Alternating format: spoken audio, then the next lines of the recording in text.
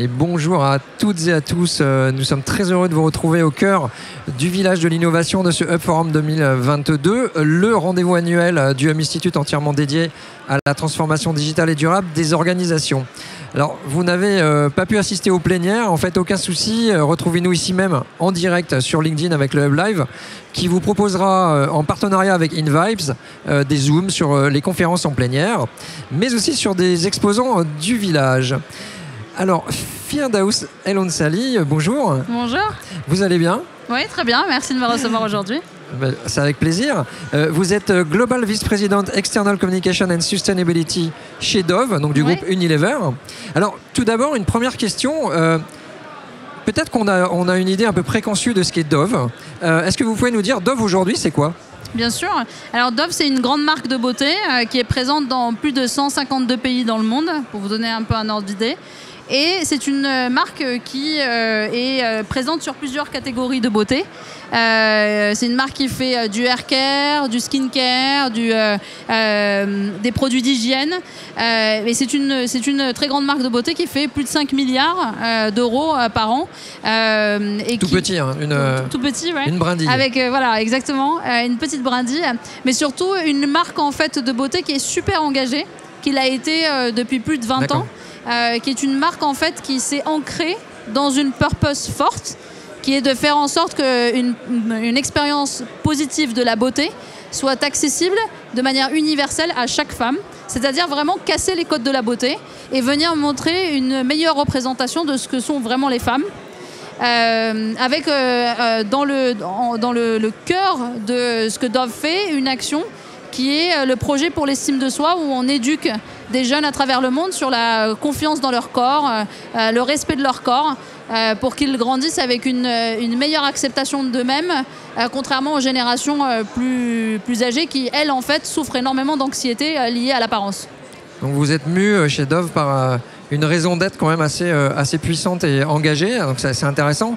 Alors quelle évolution ou quelles évolutions de l'expérience client avez-vous observé ces 2 dernières années?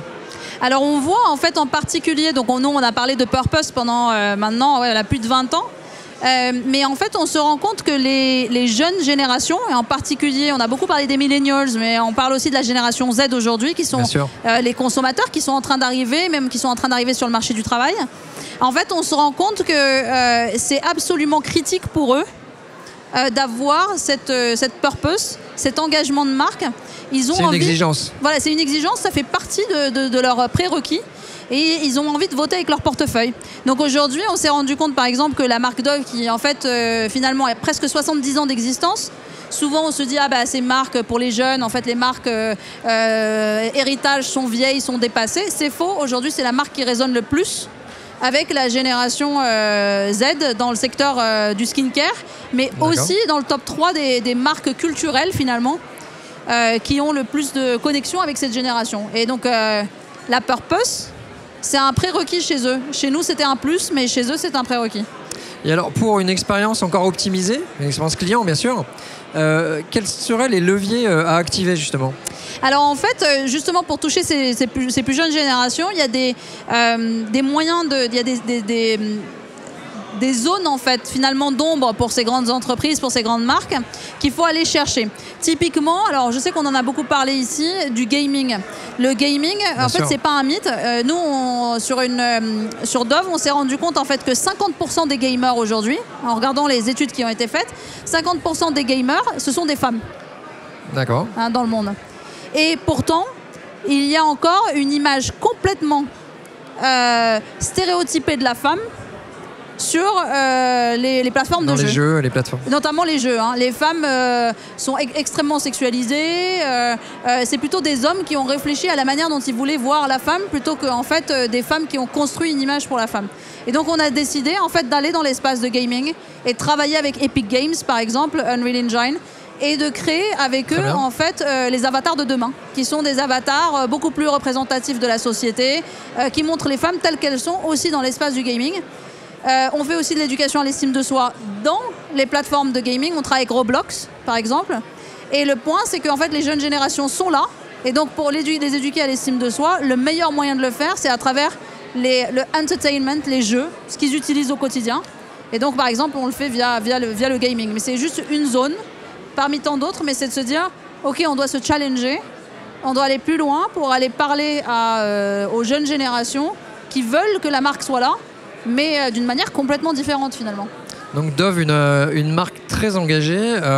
Alors, justement, ce que vous venez de décrire, ce sera notre dernière question. Est-ce que ça préfigure justement l'expérience de demain ? Oui, je pense en fait. Est-ce que c'est la voie, quoi, ce que vous empruntez Oui, en fait, je pense que notre héritage lié à la purpose n'a jamais été aussi important que maintenant. Et on le sent de plus en plus après la pandémie, mais aussi avec ces jeunes générations, comme je disais tout à l'heure, qui sont hyper engagées. Donc pour nous, le challenge, c'est de se dire comment est-ce qu'on va les toucher.